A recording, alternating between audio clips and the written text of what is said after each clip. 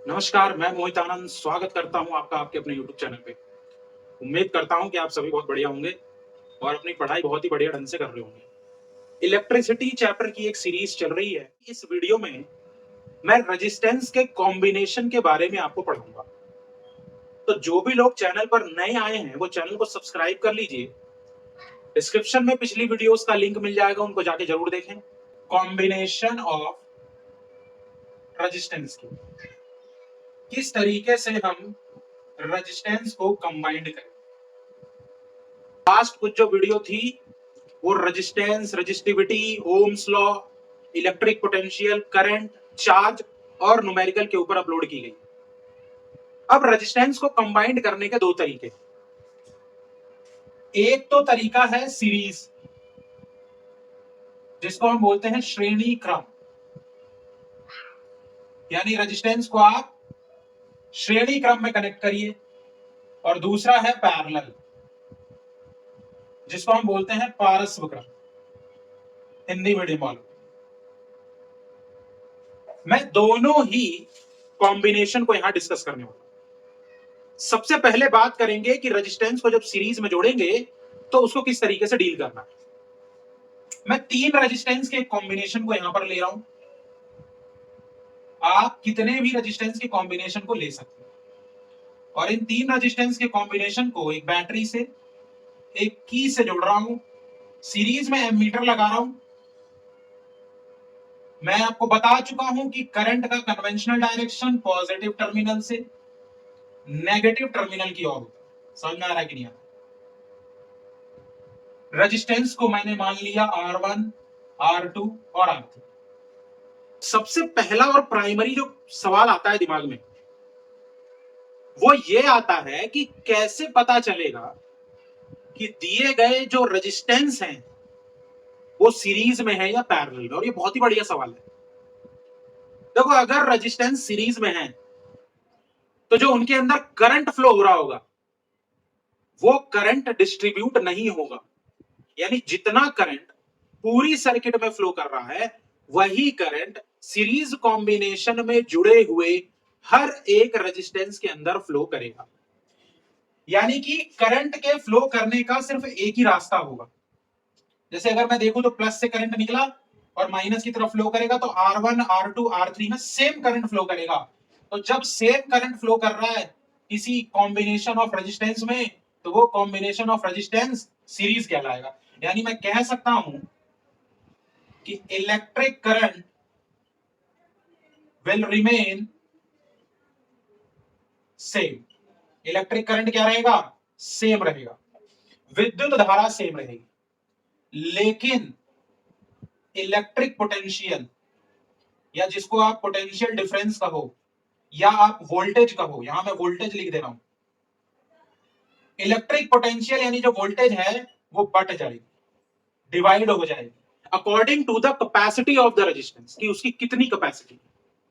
और ये सबसे बड़ा ड्रॉबैक है सीरीज कॉम्बिनेशन का, क्योंकि जो ज्यादा ले सकता है वो ज्यादा ले लेगा और कम वाले को हो सकता है उतना भी ना मिले जितना मिलना चाहिए था। इसलिए सीरीज में फ्लक्चुएशन देखने को मिलती है। तो करंट सेम रहने वाला है, पोटेंशियल क्या है? डिवाइड हो जाएगा। अब हम मान लेते हैं कि इस सर्किट में जो मैंने बैटरी जोड़ी है वो बैटरी V वोल्ट की है और R1 रेजिस्टेंस में जो वोल्टेज गई वो V1 गई, R2 में V2 गई, R3 में V3 गई, क्योंकि हमने बताया ना अभी वोल्टेज बढ़ जाएगी।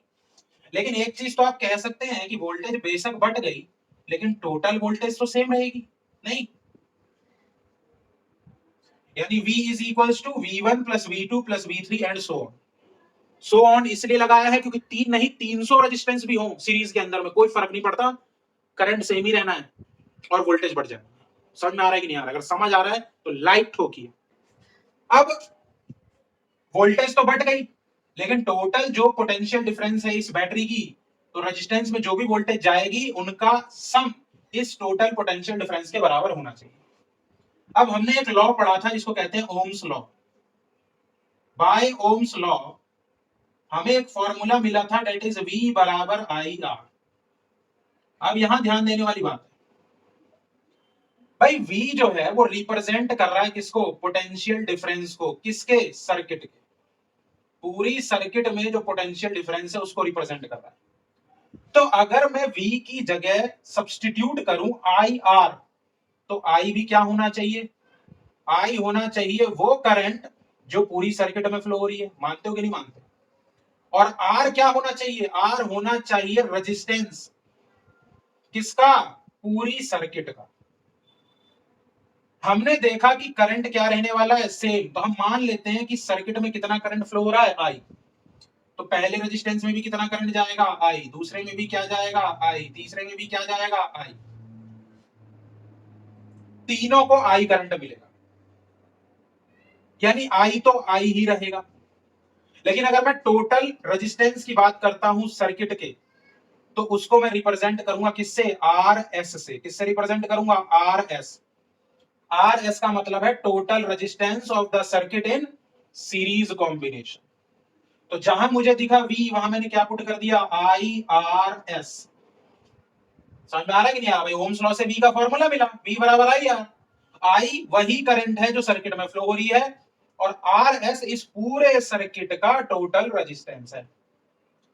अब मैं अगर V1 की बात करूं, तो V1 क्या है? जो वोल्टेज R1 रेजिस्टेंस को मिला। तो क्या इसमें करंट I गया था और रेजिस्टेंस की वैल्यू R1 है? हाँ बोलना पड़ेगा। अगर मैं आपसे पूछूं कि V2 को क्या लिखूं, तो आप कहेंगे IR2, क्योंकि करंट इसमें कितना जा रहा है? I जा रहा है, और रेजिस्टेंस की वैल्यू कितनी है? R2। तो जब इन दोनों का प्रोडक्ट करूंगा तो मुझे पोटेंशियल डिफरेंस मिलेगा, जो कौन ले रहा है? Second resistance. Similarly IR3। और इस तरीके से अगर कॉम्बिनेशन बढ़ा तो एक फॉर्मूला चलेगा।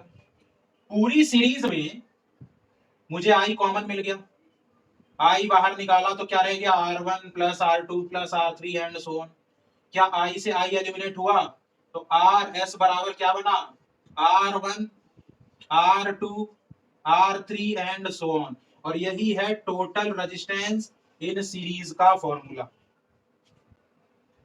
यानी अगर आपको कॉम्बिनेशन ऑफ रेजिस्टेंस दिए गए हैं और वो कॉम्बिनेशन ऑफ रेजिस्टेंस सीरीज में है, ये पता लगेगा अगर करंट डिवाइड नहीं हुआ। करंट के फ्लो करने का एक ही रास्ता है, करंट सेम फ्लो हो रहा है, तो सीरीज सर्किट है।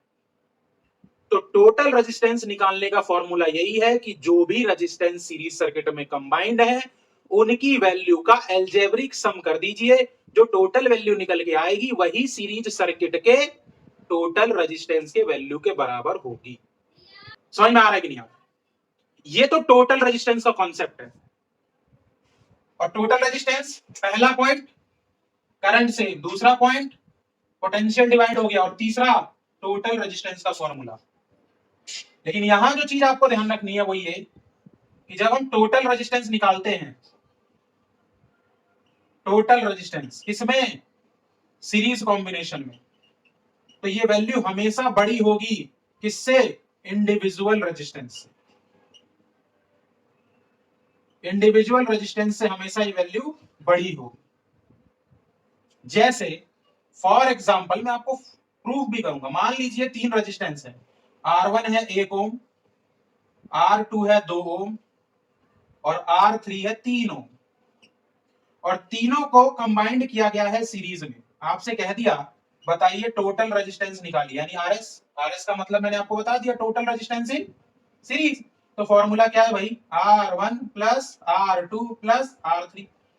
वैल्यू पुट करो, 1 प्लस 2 प्लस 3, कितना निकल के आया? 6 ओम। रेजिस्टेंस की असाइनमेंट क्या है? ओम। तो बताइए क्या टोटल रेजिस्टेंस हमारे इंडिविजुअल रेजिस्टेंस से बड़ा है कि नहीं? इंडिविजुअल रेजिस्टेंस का मतलब है इनकी अकेले की वैल्यू। ये 1 है, ये 2 है, ये 3 है, और टोटल रेजिस्टेंस कितना है? 6। तो टोटल रेजिस्टेंस जो सीरीज में होता है वो हमेशा इंडिविजुअल रेजिस्टेंस से क्या होता है? बड़ा होता है। और रेजिस्टेंस के बढ़ने की वजह से करंट के फ्लो में क्या होगा? दिक्कत आएगी कि नहीं आएगी? इसीलिए सीरीज कॉम्बिनेशन हम अपने घरों में, ऑफिस में, हॉस्पिटल में, किसी भी जगह पर प्रिफर नहीं करते। आपको इन सारी जगहों पे जो कॉम्बिनेशन देखने को मिलेगा वो पैरेलल सर्किट होगा, और ये सबसे बड़ा एडवांटेज है पैरेलल सर्किट का, और डिसएडवांटेज है सीरीज सर्किट का। अगर समझ में आ रहा है तो लाइक ठोकिए, चैनल पर नए हैं तो सब्सक्राइब करिए, कमेंट करना ना भूलें, वीडियो को शेयर जरूर।